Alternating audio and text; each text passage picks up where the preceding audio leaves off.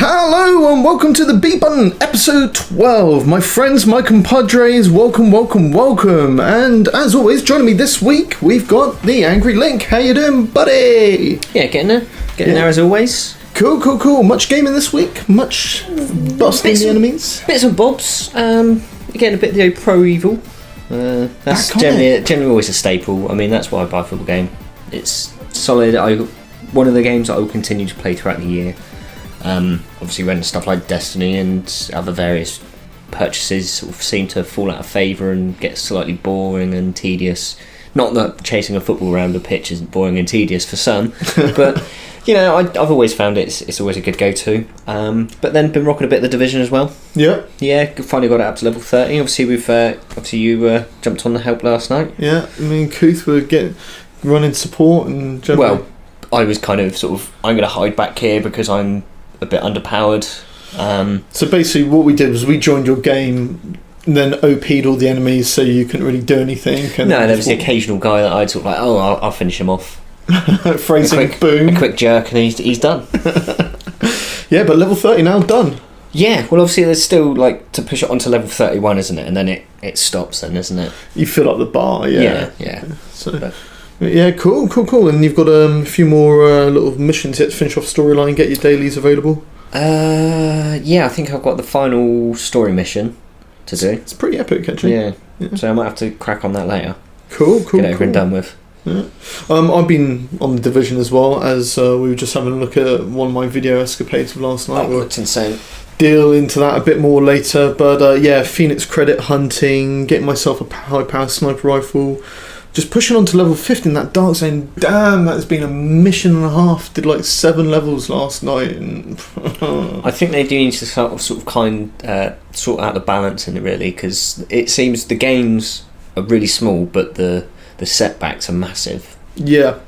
And I think it's a bit harsh. I mean, fair enough, when you're doing the whole rogue system, I can appreciate that.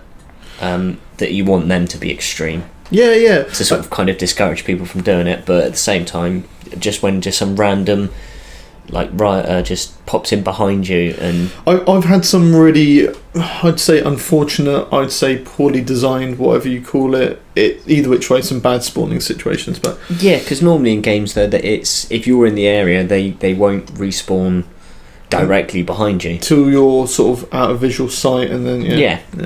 So also a bit of Quantum Break, a little bit of Quantum Break this week as well. Of course, yeah, it's released, isn't it? Yeah, only really first impressions, first sort of level or so on that. Interesting, really interesting. It's definitely a one of a kind. That whole sort of full real life video. You get to the end of the act and you get a 20-minute episode of the actual storyline with real actors. That's really impressive. We have talked before about how it's all going to work and whether it is going to work. Because obviously you've got your protagonist that you play in the game, in the gameplay side of it, and then the episodes are based on the antagonist, aren't they? Yeah, his side. Yeah, so at the end of the this isn't going to spoil it too much for anybody, but at the end of each act, you then take the role. You actually actively play as the character of the bad guy, but without sort of the gameplay, i.e. the shooting mechanics and all that. And you walk through a bit of the storyline with the other supporting cast, and then you're asked to make a decision. And it really fleshes out what the ramifications are. And this shouldn't be too much of a spoiler for anybody, but if you don't want to know anything at all, put your fingers in your ears now. At the end of the first act, you have to choose whether to kill someone. Wait a minute. What if I don't want to spoil it? Too late. You're on a podcast.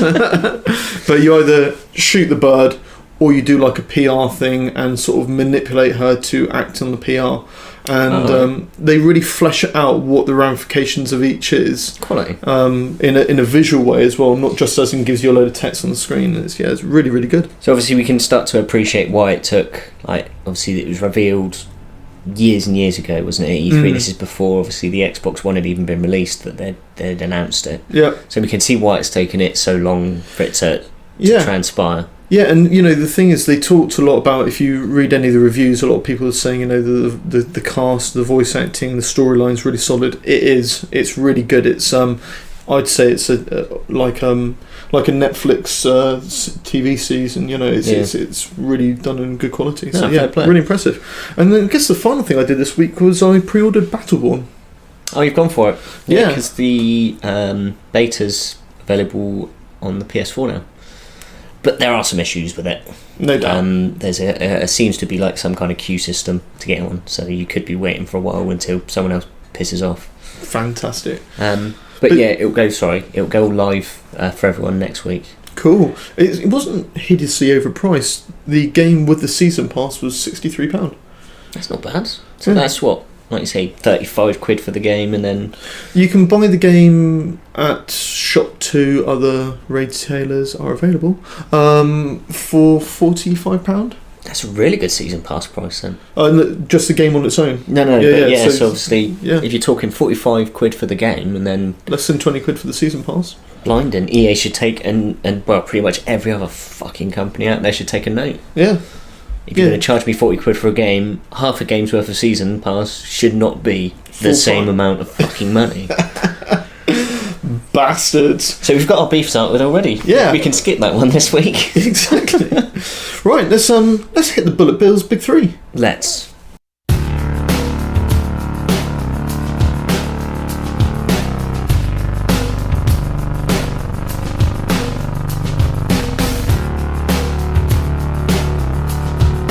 Boom, ba-boom, ba-boom, ba-boom, boom. That's Bullet Bills Big Three.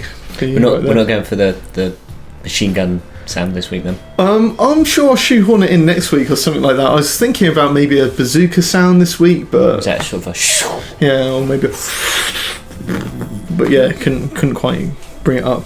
So, what we got for our first bullet hole this week, Link? Well, we've had a few release dates announced for some big games. Yeah. This week, obviously, Gears of 4 is probably the biggest one. Gears of 4. Gears of 4, yeah. Sorry, Gears of War 4. Sorry, that's to quote a line from a Eurogamer article. Yeah. So that's dropping on the 11th of October this cool. year. That's worldwide as well. Awesome. Obviously, as a side note on that, the beta is opening up on the 25th of April for all gold members, I believe. You do know that right now Jedi will just be like a buzzing. Yeah, just this sort of nervous wreck of what day is it? What day is it? Yeah. What month is it? Anyway, to carry on. Also, Attack on Titan, which looks rather interesting. Obviously, this is from Koei Tecmo, but it's the same people that do the Dynasty Warriors series, but it's not a Dynasty Warriors game. Hurrah. Thank God. That is dropping on the 30th of August in the US, and we get it slightly earlier on the 26th of August. Sweet. That's looking amazing, isn't it? It looks visually. It looks. It really does look really good. Eye candy. Obviously, it's been out in Japan already. I think there's been some pretty favourable reviews. I haven't actually sort of looked up too much on it. I tend not to with reviews. I try and forge my own opinions. I know what kind of games I like, and I've played some really crap games that I absolutely adore, and have been massively slated. I remember one on the original PS1. It was Thrasher. Fucking scolded compared to Tony Hawk's, but I thought it absolutely beat the crap out of it personally. But anyway, that's dropping obviously in August, and then I think the big one really for PlayStation 4 JRPG fans is Star Ocean 5 is finally dropping in Europe on the July the 1st. That game's really got like a cult underground following, hasn't it? Massively so, yeah. I think all of the previous games haven't sold brilliantly. Obviously enough to keep them bringing them out over here in Europe and then the US, but no, I think that was that. I mean, I don't know if you remember the video from E3. It was just that weird, like trippy video where it was stepping through. I mean, I was like, I hope that's not what the game is, because that was trippy as balls, and it's too many flashbacks for me. Yeah, you would be tripping balls if you were doing that one. Too many horrendous memories coming back. But also, we've got a few updates for some big games this week. There was announced this week that GTA Online is getting another little update. There's another new car coming to Benny's Auto Shop ripping off place. Yeah, Benny's rinse you for all your cash, and it's 13 quid a pop kind of show. Yeah. So there's a good new car, obviously. I think it was the minivan, the Vapid minivan. The Vapid. There's also a new game mode, which is inch by inch, and it's basically kind of just like 2 teams, and you've got to try and battle your way forward. One person carries an item, has got to carry it over the end zone, as it were. Lucky them. They're basically making GTA NFL. Right, yeah. Division, obviously, the big update. For the incursions on the 12th, along with it's Double D on the 12th, isn't it? Yeah, and Destiny. That's obviously we've obviously talked about before, and there's loads and loads of info about it. I mean, it's probably easier just to go and check them out. But they're dropping on the 12th, obviously this Tuesday or this coming Tuesday. Yeah. I think I'll be finding myself on the Division. Yeah, I can't honestly say that there's anything in the slightest that's drawn me back to Destiny. I mean, I never even finished the raid, for God's sake. Yeah. Any raid. Oh, actually, no, I did. I got sort of dragged through and sherped through Crota's End. But that was about it, really. Fair enough.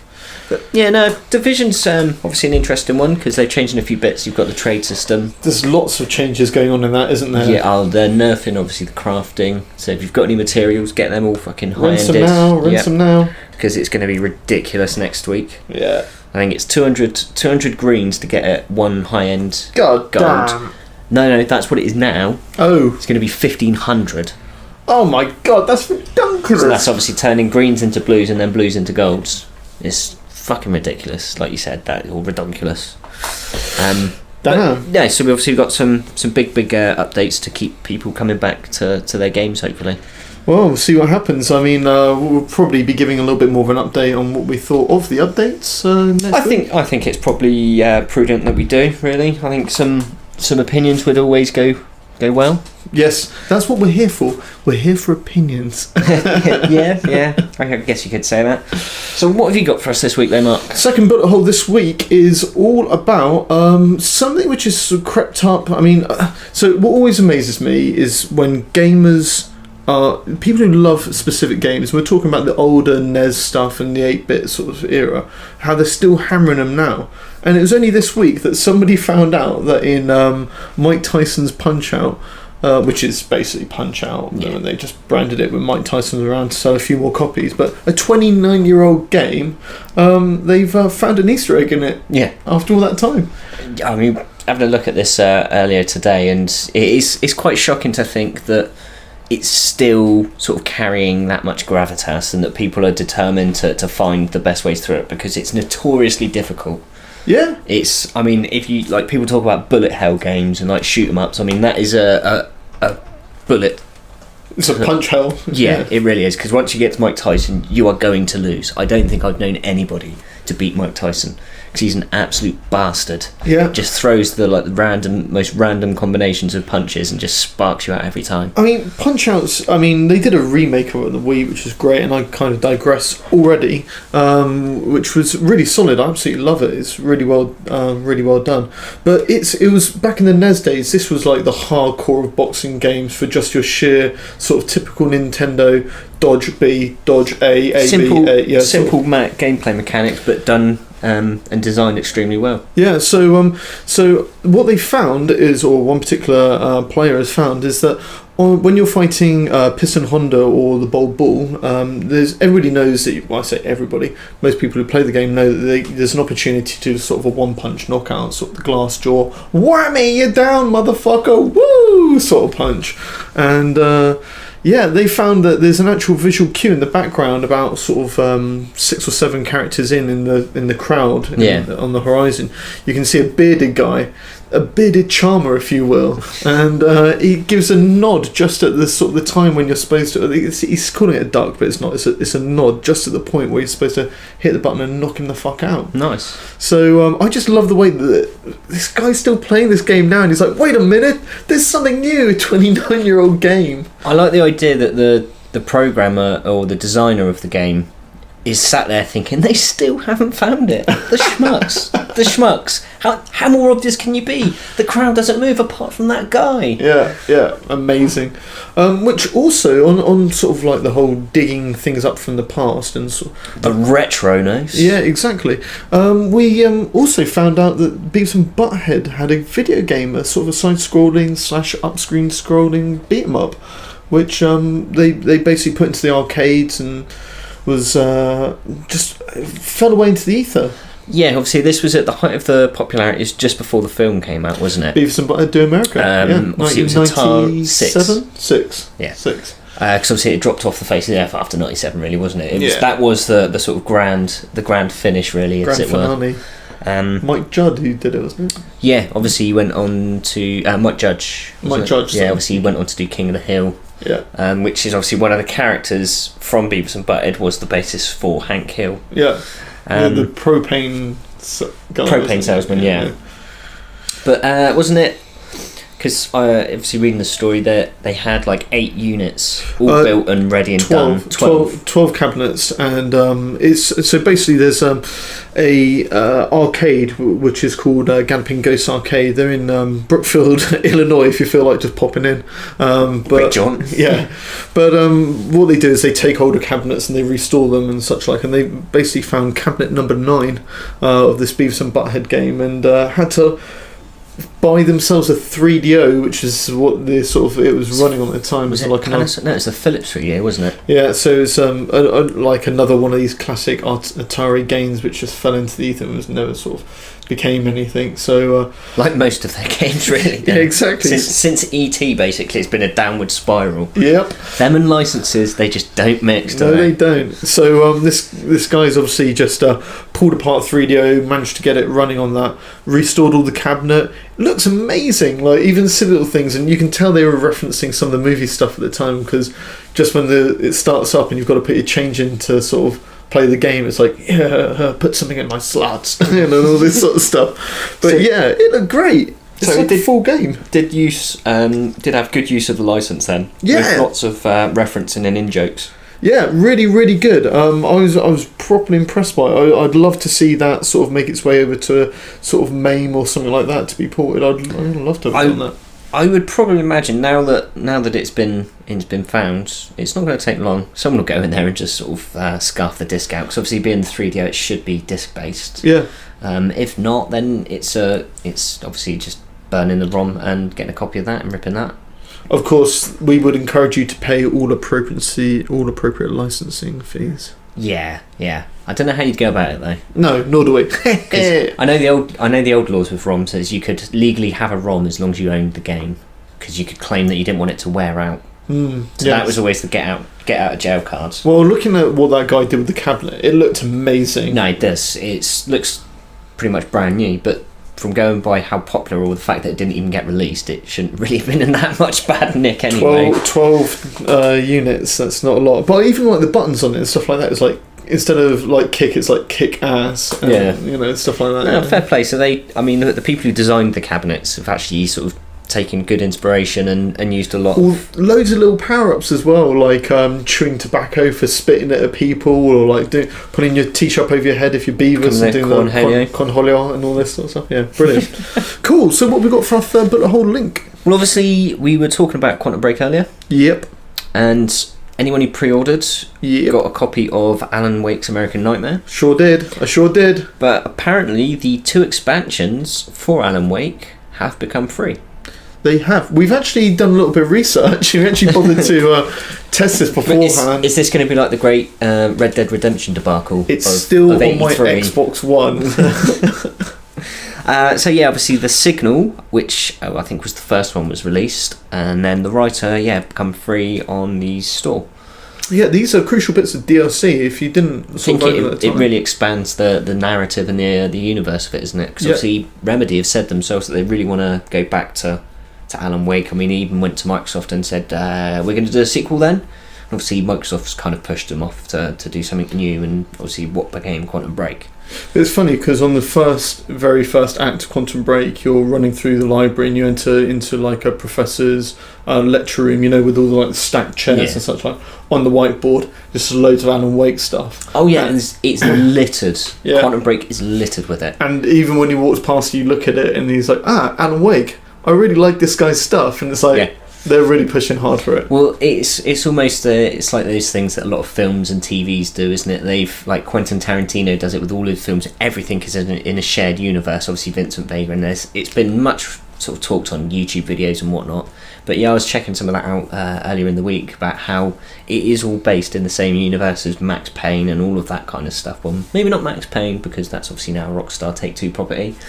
But yeah, no, I think it's brilliant. It's good I love little nods like that you see in games. Even like loads of pictures of the main character and all that sort of stuff. Yeah, because wasn't there like a book signing as well? And you, like you say, you've got the poster. Yeah, you got it. No, it's really good. I think it's really clever. I mean, Remedy do, I think, some really good work. They've always sort of tried to do something new and different. I mean, I never played Alan Wake, but I like the idea of it being a story-driven game, and I mean, I loved their previous two games, Max Payne, obviously 1 and 2. Obviously, Rockstar took over the third one. Remedy are really good at doing doing something which is based around a novel idea, something unique, something different. Like the storyline, Alan Wake, you are the writer, which is kind of dictating what's happening, and you're rediscovering your story and such like. But they also managed to still do really solid mechanics, so the gameplay is still a really good game, which allows you to enjoy the storyline. I mean, look how many things that were obviously pioneered in Max Payne, how many of those things were then copied and still are pushed through in games today. Obviously, all the stuff with the bullet time. I mean, admittedly, it was only going to be a matter of time before somebody else brought out a game of that such thing, of those kind of mechanics, with the Matrix out a few years before when it came out. It was, like you say, it was always going to happen. But, I mean, solid games, really are. Yeah, and the other thing is that you look at what they've done with Quantum Break now, everyone's going on about how it's like bullet time evolved. So they're playing with it even more now, and and just the visual effects in that game are pretty impressive as well. I know I'm on a bit of a tangent here, but just the whole thing that as you walk along the ground, you get sort of the time wave distortion, the ripple. Yeah, the like cracked, almost like glass-like. Oh yeah, the fracturing. Obviously, that's when you see obviously all the advertising and promotional stuff. It's all everything's cracking and a fracturing of time. Yeah, really interesting stuff. But anyway, back to the original one. Yeah, so we're going to move over to, usually this is our What's the Beef Chief section that we're going to, but we've got something a little bit different this week. But subtle. Yeah, but bit of a change of heart, I suppose. Yeah, so I think we ought to just wade our way over to it now. Or saunter peacefully. Yes, let's saunter away.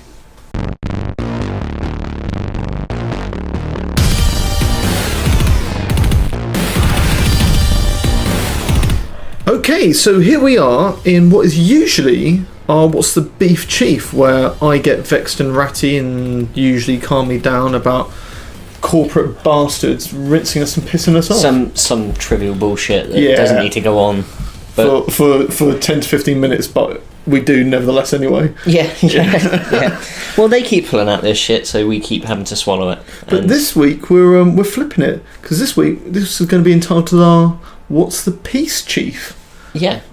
Well, I mean, there's not really been a great deal that's pissed me off other than the nerfing of the materials in Division. I could rant about that. I could do it. Yeah, I could do it. But I think this one sort of was too good not to highlight, really. Yeah, I really like this story. So I'm going to hand over to you, Link. So take it away, buddy. So basically, there was a young chap from New Jersey, that's in America for those who don't know, called Peter Byrne, and he's a cerebral palsy sufferer. Okay. He's an avid gamer, but he wrote into one of the PlayStation email addresses or PlayStation support, asking for some advice, because he suffers, like, he keeps, with his left hand, he keeps sort of knocking the touchpad on his DualShock, his DualShock 4, and he just sort of contacted them, not expecting anything, and obviously they've popped him over to another chap and forwarded or given him an email address to forward to.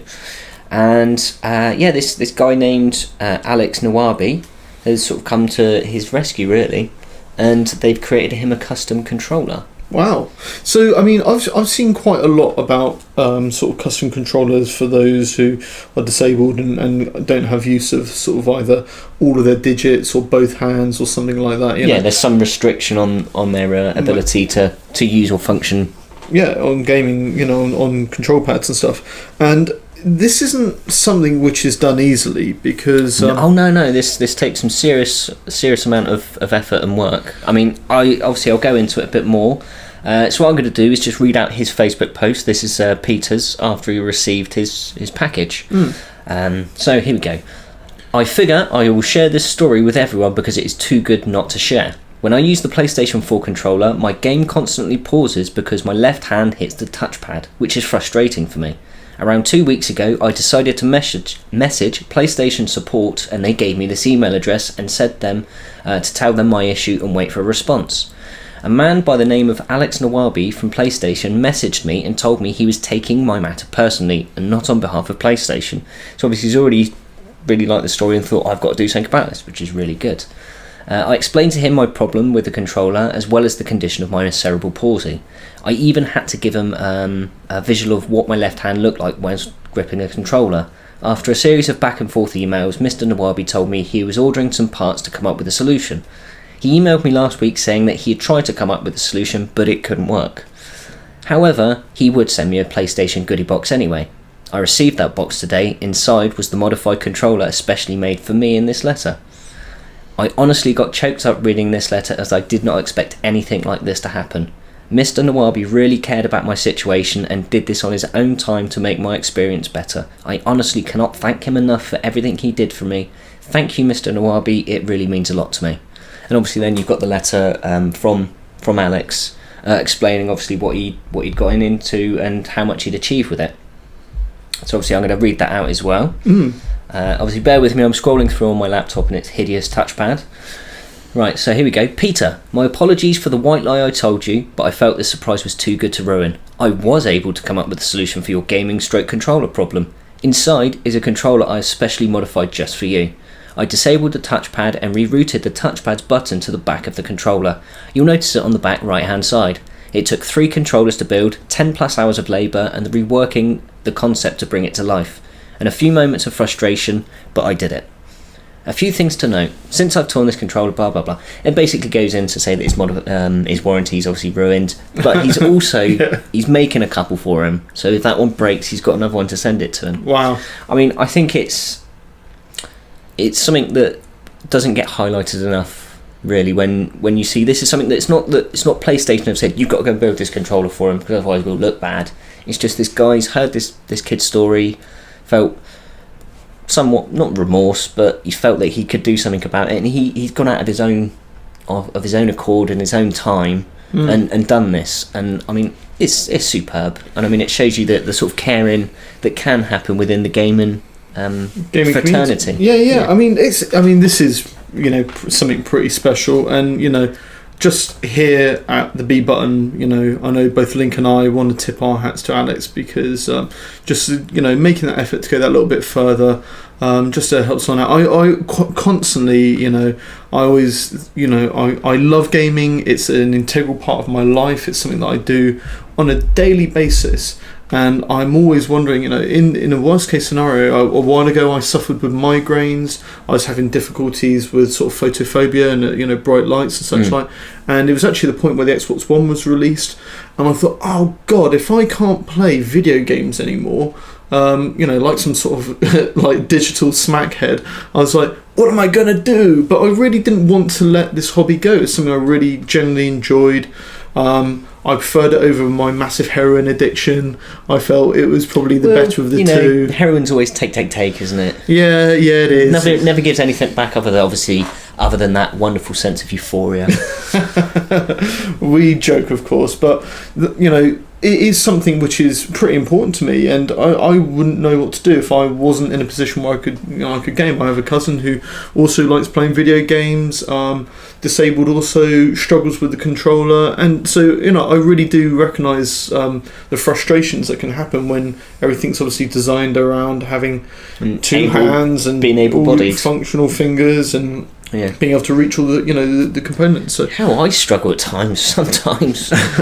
So I mean, I can't imagine the frustrations that some of these chaps and these ladies have to go through, having to deal with like say disabilities and gaming. Yeah, I mean, I know one of our gaming compadres, Panasonic. He's always talking about the gaming claw, where whenever he looks down at his hands, they seem to reside in sort of a Xbox / PlayStation controller shape. Yeah, he's always just sort of almost got that casual grip. Yeah, which funny enough is also penis shaped, but yeah, we won't touch upon that. Yeah, no, we'll leave that to him. Phrasing. Boom.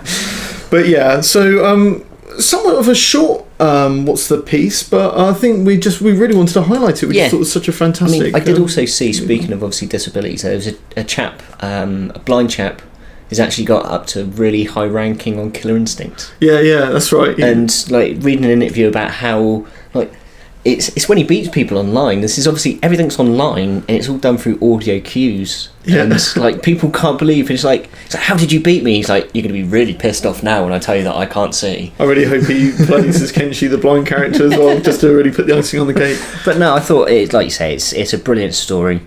Obviously when we hear of gaming in the news, it's generally the worst of it. Yeah. Other than the reviews and previews, it's generally always shitty stories about how someone's been an asshole or someone's been fired because they've said something stupid and offensive. Yeah, or someone's an axe murderer, which is directly, related to Kirby's Woolly World or something like that, or Yoshi's Woolly World, I should say.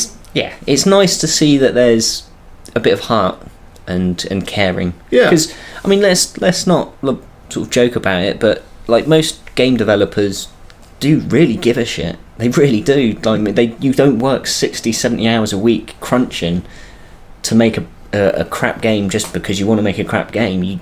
They work their asses off, and it's nice to see like someone's actually getting some plaudits. I mean, the fact that this chap Peter, he's gone out and he's really shouted from the rafters.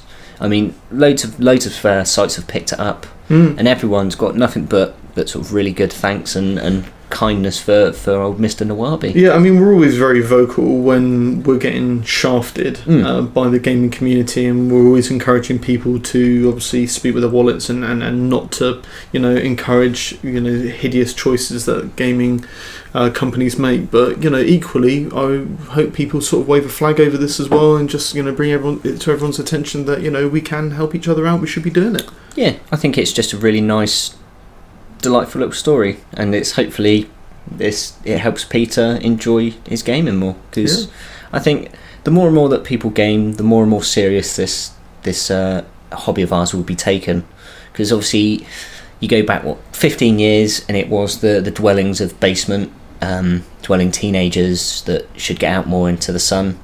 Now obviously with the advent of the Wii and old Granny can even play.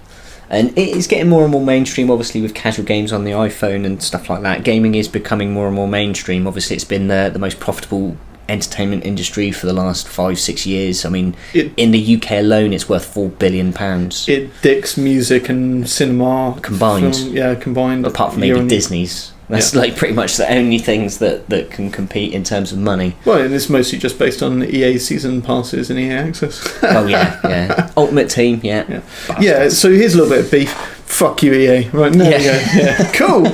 Right, so let's shift over to our Uncharted territory. Let's do that.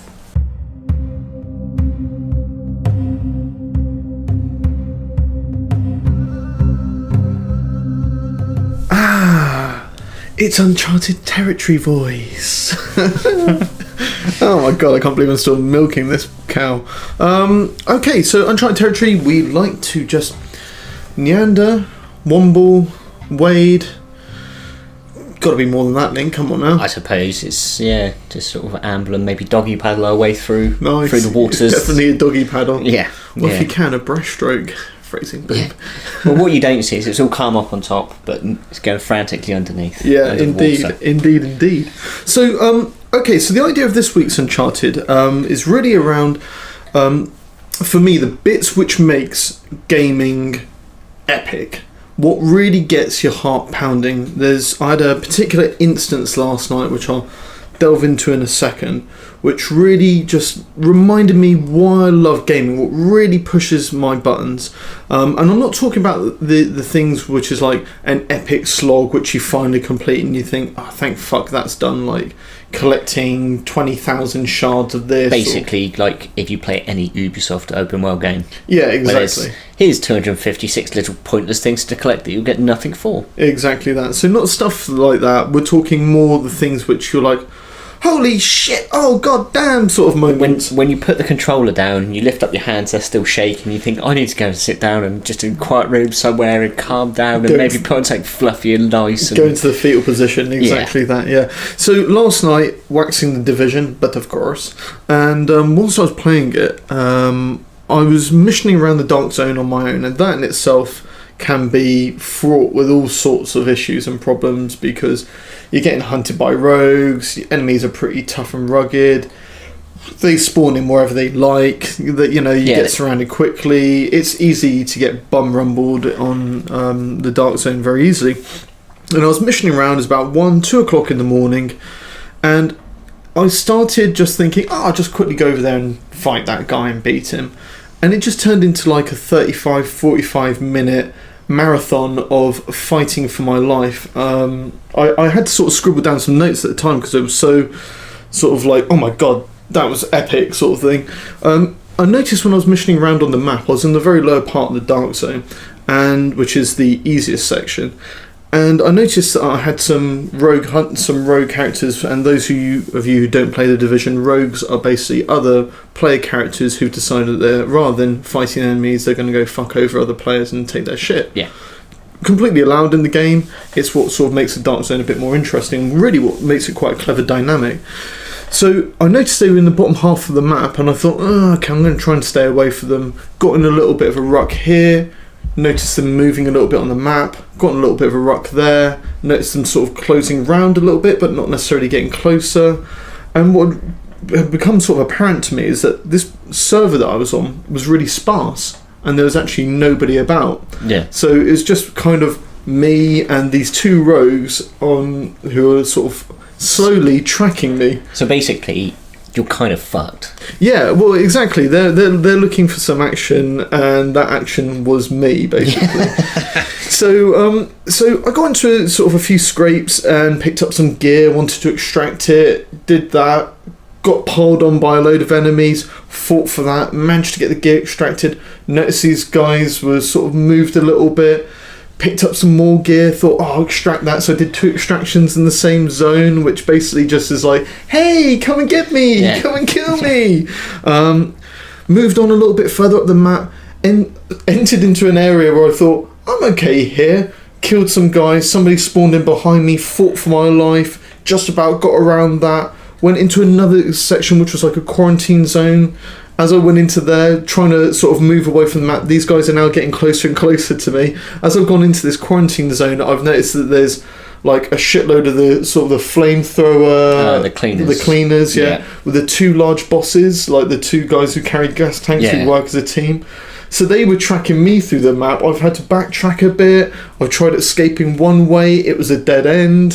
Sort of. Then I've got these 2 large guys who are like following me up a tight alleyway. Phrasing boom. So I was getting chased. Eventually, these big guys, they take a fair amount of shit. They're level 31s. Yeah. I'm like hammering them down. Drop the first one. Just go to do the final headshot on the last big guy, and just before I find the shot, somebody hits his gas tank, which then, as I shoot him in the head, he hits the ground and then it explodes, takes away a big chunk of my life. And I thought, hold it, wait, who's just hit that gas tank? Of course, it's the 2 rogues who've been hunting me for the last 20 odd minutes. So they're like, we're just going to drop this asshole because he's going to... Well, he's between me and them, basically. Oh, right. So they drop them, at which point I'm down a very long, thin alleyway. So I'm absolutely caning it down this alleyway. It's like the bits between the roads, to try and get onto a main road. As I'm getting to the end of that road, that alleyway, hadn't had any shots fired at me, but I thought, right, these guys are getting close. Walk out into about 8 enemies and I'm like, oh shit, no. So I start running in one direction, which is off to the right, get into another rock over there. I'm fighting these guys back. At this point, I've run out of ammo on one gun, run out of ammo on my second gun. I'm in the middle of a fight, changing weapons, trying to get out an SMG or something like that to try and hold my own. Managed to clear off the guys that I've walked into, running away from them, gone back into the other enemies who are like I started off the fight with, clearing through those, at which point the rogues come out. They're then starting to pepper me with bullets. I've managed to get down this long road, and I showed you earlier on the map, in which sort of shows me just going backwards and forwards. It's like I'm knitting on the on the Division map. Mm-hmm. I'm running down this long sort of like road, and what I'm trying to do is, as I run in front of like lorry, or run behind a lorry, or run behind a post or something, so they can't get line of sight on me. Yeah. Bullets are like whizzing past me, like taking 2 or 3 hits. Of course, knowing full well that when you get to the exit, if you're in combat, you're not allowed to exit. So I've got to run for a long enough period of time without them hitting me with any bullets to register that I'm not in combat. Yeah. Just about get to the end, hit the door goes, no, you're still in combat. These guys are getting closer. I've turned around, I can see them. I've got no ammo left hardly on the last gun that I've got in my equipment. Hit the door again, and it let me out. And after like 45 minutes, I was like, holy fucking shit, man. So it's put the controller down, have a mini heart attack. Yeah. Then sit there nervously rocking back and forth for an hour. It was serious shit, man. And like at the end of it, like I went in to go see the missus, who was like half asleep. She's like, "What's going on?" I was like, "Feel my heart." It was going ba-bum, ba-bum, ba-bum, ba-bum, ba-bum. She was like, "What have you been doing?" I was like, "I've been playing video games." And I just thought, you don't get that, or at least I know. Obviously, you'll get that from any sort of extreme sport, but just being in your home, it's very hard to get that experience of like living on the edge. Like, you don't get that from films. I mean, there's very, very few films that have ever had me on that sort of edge of the seat. I remember Gravity was one that I just watched, and I was just tense throughout the whole film. Jaws was another one. Django for me, all the way through, I was just like, at what point are they going to work out what's going on? Yeah. And somebody's going to drop some racist bomb card that, like, just Jamie Foxx ain't going to be able to take, and But again, it's not something you see in any other medium, and I think it's because of how involved you are with it. It's easy to disconnect yourself from a film or a book. Yeah. But yeah, video games. That's what I love about them, though. It's just how inclusive it is and how drawn in you can get. Yeah. I mean, I remember. I mean, to go back, it's obviously a completely sort of different kind of game, but I remember it was like that in Mario Kart 64. Great I remember game. the battle mode. The actual main racing, it was just a fairly calm, sedate affair. Obviously, you know that you always make sure that you've got someone fairly close. If you're in first, you always make sure you keep fairly close to second. Elastic AI. So in case, well, this was 64, so it wasn't as bad. But Mario Kart's always been notorious for being assholes with the power-ups. Yep. So, like, you hear that blue shell going, or someone's like, "I'm gonna fucking blue shell you." So you just drop back, let somebody else take the lead, let him get spanked by the blue shell, and then off you go again.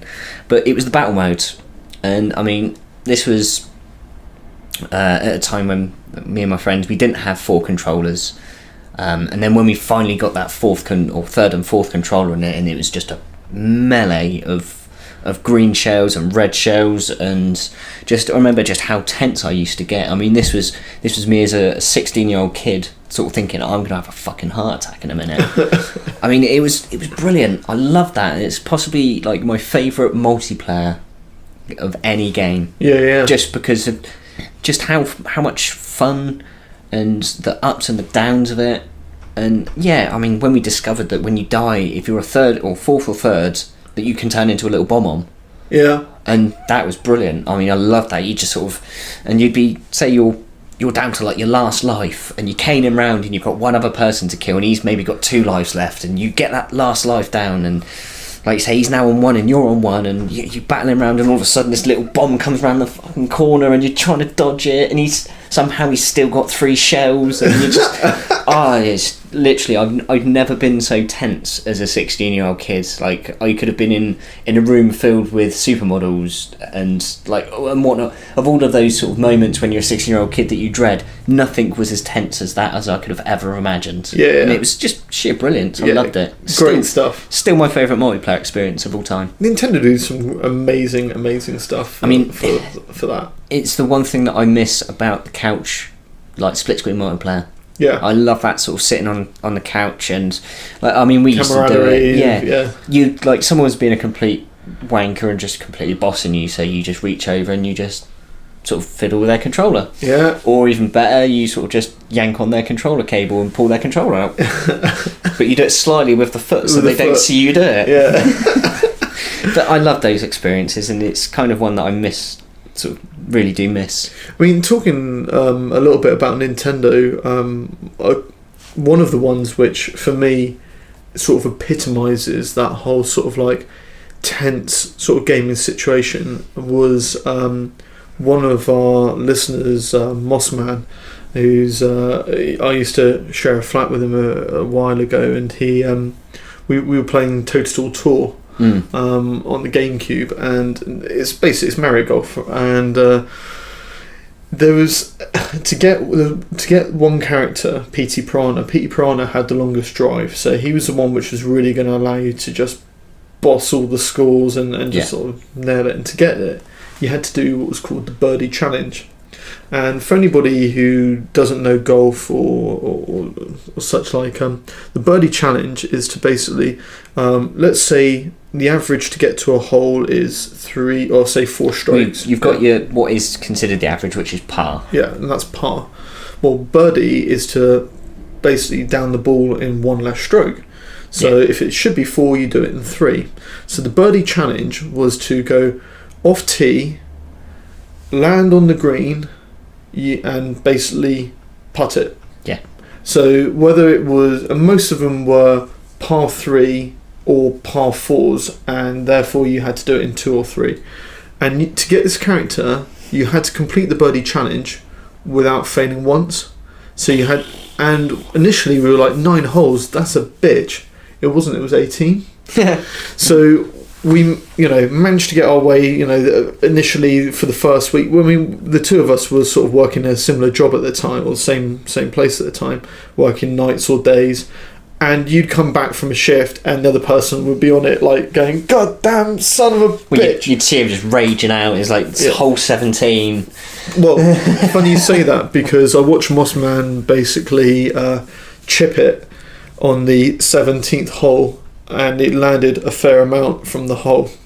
And there was that whole sort of like, oh god, it's the 17th hole. We need to fucking do this. We've been doing this for like a week plus now. We need to get this in. Like, putted it, and it did that thing where it goes zzz, it rolls up real quick, and you think, oh god, and then all of a sudden it sort of slowed down just at the hole, and you're like, oh god, and it teetered on the edge of the hole, and we were like, oh god, at which point it just stopped and just hung over the hole.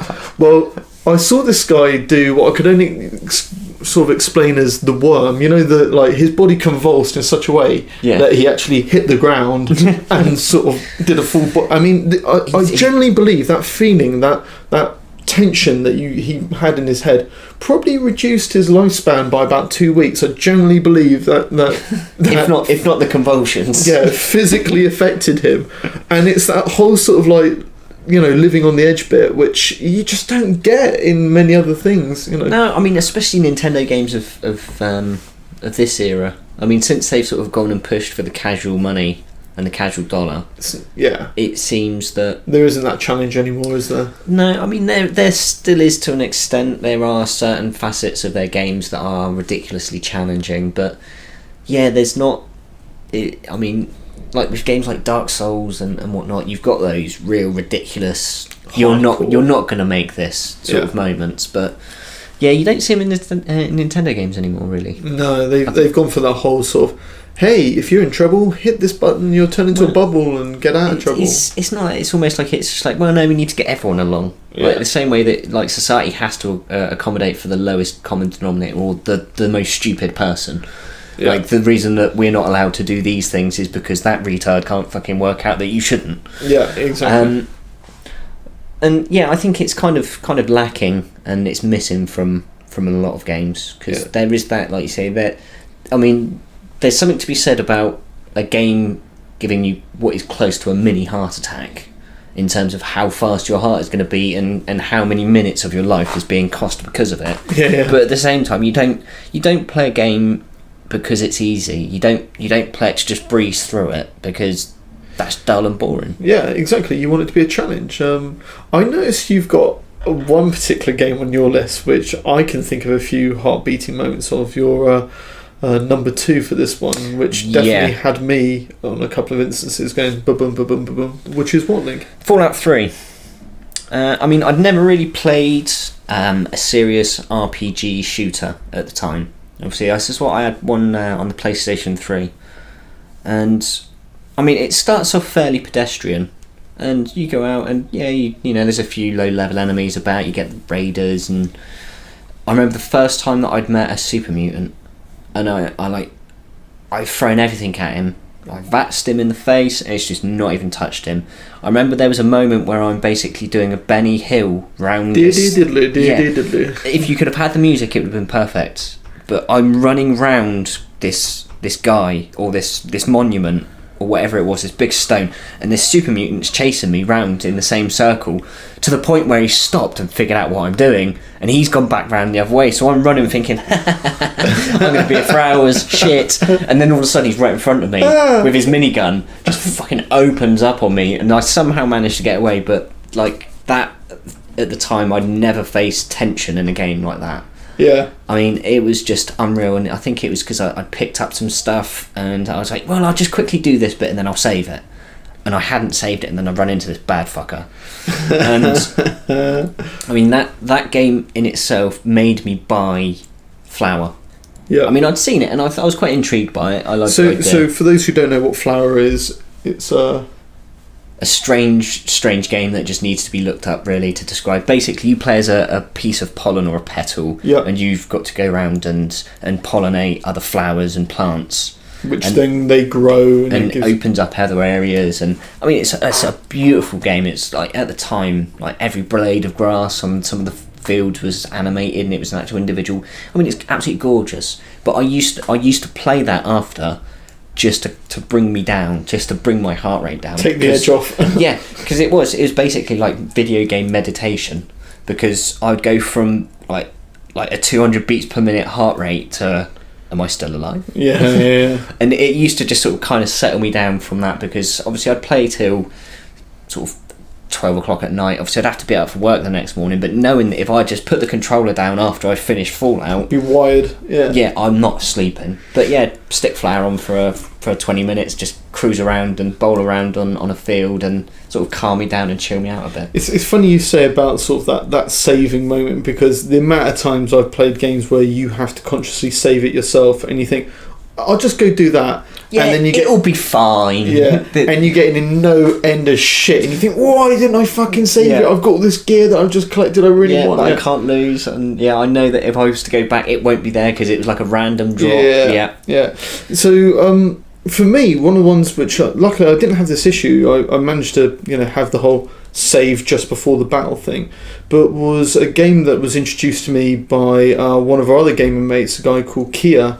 Which was on the Game Boy Advance, and it was Golden Sun, which is the old GBA Camelot games, and these are basically RPGs, not that dissimilar to Final Fantasy, especially around the sort of Final Fantasy VII kind of ilk. You go around, you collect what they call Jinn, which are little elemental creatures, water, fire, and such like, power them up and all that jazz. It was before sort of Pokemon really was like flying around massively. It was quite as huge as it is now, but it was one of these games which you just started playing it, the storyline was solid, it really kept you locked in. It was the first game that I had ever played where you could successfully transfer data from the previous game onto the new one, and to do that you had to have 2 Game Boy Advances, you had to have the link cable, all this sort of stuff.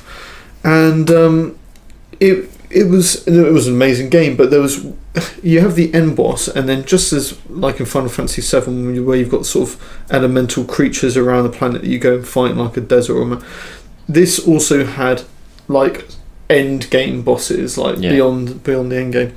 And one particular one, a guy called Deadbeard, was just fucking ridiculous. So in the second Golden Age, you went in with not just 4 but 8 characters, So you had your initial team and the new team, and you could layer them. Well, this fight went on for the better part of an hour and 3/4, I'd say, where I'd rinse every vial of life that I had. So this thing was basically creating little orbs which all had their own little powers and skill sets themselves. You take one down, it would regen another one. There was no particular way to nerf him from doing it, so you just had to kind of pile your way through it. Maybe in hindsight I was maybe too weak to fight him at the time, but I thought, ooh, I'll have a go and all this sort of thing.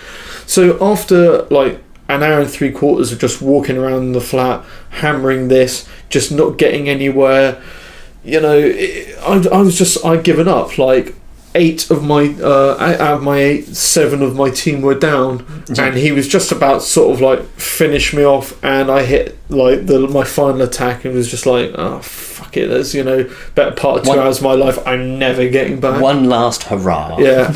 And with that hit, he died, and I was like, holy fucking shit! At which point I still had 4 orbs to deal with, right? So I'm like, how can I res back? Like, so the orbs were about to like do an onslaught of all 4 of them doing their hits on me, and I thought, if I can just survive this, then I've got to res one of their characters. So they don't go in order. So you got 2, then maybe another one, and then it'll be your turn, and then another one. So they all did some attacks. Then like I had a slither of life left. Res one character. They killed that character. Then I had to take another attack, and it was like literally every moment was like, please just get me back in this fight, please, if I need one chance. And and I'd rinsed everything, every item I had in my inventory, which it'd be like, press this to slightly confuse the character. It's like, yeah, shit you never use. You're like, I'm fucking using it just as long as it works. I don't use anything, and I managed to get my way through it. But I just remember thinking at the end of it, I was just like, I don't want to play video games for days. I just want to just sit down. Sort of just in a quiet, dark room, just sort of rocking back and forth, dribbling a little bit. So fucking intense, man. So intense. But another Nintendo game doing what it does. I mean, Camelot there, they did, obviously, I think they released a couple of those, didn't they? 2 of them, yeah. And they were brilliant. If anybody can go out and play them, obviously you should be buying a proper handheld console and the ROM. I mean, I'm sure that you could pick up a fairly cheap copy on eBay or somewhere. Yeah, exactly. Yeah, exactly that. And but yeah, well worth a game. Well worth a game. Oh, fair play. So what else has sort of really done it for you, Link? Sort of, probably the most recent one really would be Destiny. Right. Okay. That surprised me when you chose that one. I was like, what on earth on Destiny really had you on the edge? Well, it's when you, like you say, it's the higher tier stuff when you're on the strikes. Where, like, if you're just going for a story mission, you die, like, oh, well, it's like, say, 15 minutes of my time I'm never getting back, but I'll just crack on and do it again. Yeah. But it's when you get, like you say, to the strikes and the higher end stuff. Like and raid sort of stuff, yeah. I mean, it's that 3 people have died, I'm the last man standing, and there's, like, 40 people trying to kill me, trying to actively remove my head from my shoulders. Yeah. And... like, I mean, obviously, the term the Destiny sweats. Yeah. Like, no game prior to that had ever made me like as tense and as sweaty and it's that nervous, real stinky nervous sweat as well. So like, you come out of like an hour or 2 session of playing Destiny, it's like you've been fucking sat in a sauna for 3 days. I mean, it really was, and a lot of the time I was underpowered, so it was a fucking slog. A lot of these bosses and stuff, and like just so many moments. And which is what disappoints me the most about the game, is just that it's kind of descended into this asshole. Unless you've bought this or unless you've got it on the PlayStation 4, you're probably going to be suffering. Yeah, I mean, I think one of the things that I always like about the raids in Destiny is one, obviously you've got enemies which are ridiculously tough, and if you don't work as a team, the people start using terminology such as what DPS are you doing, and all this sort of stuff. But it does generally encourage people to work as a team, because if you don't work as a team, it ain't going to happen. Just on a sheer puzzle solving element, if you don't have one person who's like the runner, the guy who knows that he has to, you've got to jump on these platforms in this order, and then at that point, if he gets that jumping sequence wrong, it's kind of wipe and start again kind of moment. Yeah, and it encourages people to be patient. It encourages people to work as a team. And you get it right, it feels great, when you do it. I mean, when we was talking about this obviously before we started recording with the King's Full raid, and I mean, how many times had I been in a session with you where we would get just sort of like that moment just needed that little bit more, and we'd keep failing because there was always that one random on our team that was fucking useless, fucking randoms. To the point that I'd just be like, after like an hour, it'd be like, sorry Marf, I'm out. I can't handle this, I'm gonna lose my shit. Thing is like that's one situation where rage quitting is completely permissible without piss taking. It's just like, I completely get it. Yeah, it's just because you've always got that one asshole that's just spinning around in a fucking circle, just like, what are you doing? It's not even the fact that they're like, you can't communicate with them. I've been in games where like I've been like playing and there's some guy who's just stoned off their tits, and you're trying to play and you've all got your own column that you got to take care of, and obviously we can all tell what on Destiny. And you turn around and the guy's next to you. And you stood next to me and you're like, what the fuck are you doing? He's like, oh sorry, I thought it was on this column. It's like, you've been on that column for the last 20 times we've tried this, and this time you think it's like, we've changed the formula all of a sudden. But yeah, no, that's probably the last game. Obviously, I haven't really done much of the Dark Zone stuff. Obviously, you had a little toe in the water yesterday, but it's intense, man. It's really well done. I think they just need to tweak a bit, like you say, with the whole, alright, I've cleared this area of enemies, and you turn around and, wait a minute, I just shot everyone. Yeah. No, we just thought we'd just drop them in there for you. And that's the one thing. It's almost like it kind of reminds me of Super Mario World with the boos, and you turn around and they're there. But if you look at them, they don't move. Yeah. But you turn around and they're there, and they're even closer. It kind of reminds me of that a little bit, and the sort of assholery moves that they pull. King Boo, love it. And on that note, I think that's where we're going to call it a day. So, Link, I'm feeling it this week. Really enjoyed our Uncharted. Really enjoyed it. It was a good one. Praising ourselves here, but we really did. Well, if we don't pat ourselves on the back, we fucking will. Yeah, fucking right. So, final thoughts. Need to get on some Dark Zone. Yeah, you get that tension in. Yeah. So, from Angry Link, it's adios. And for me, it's ciao bella.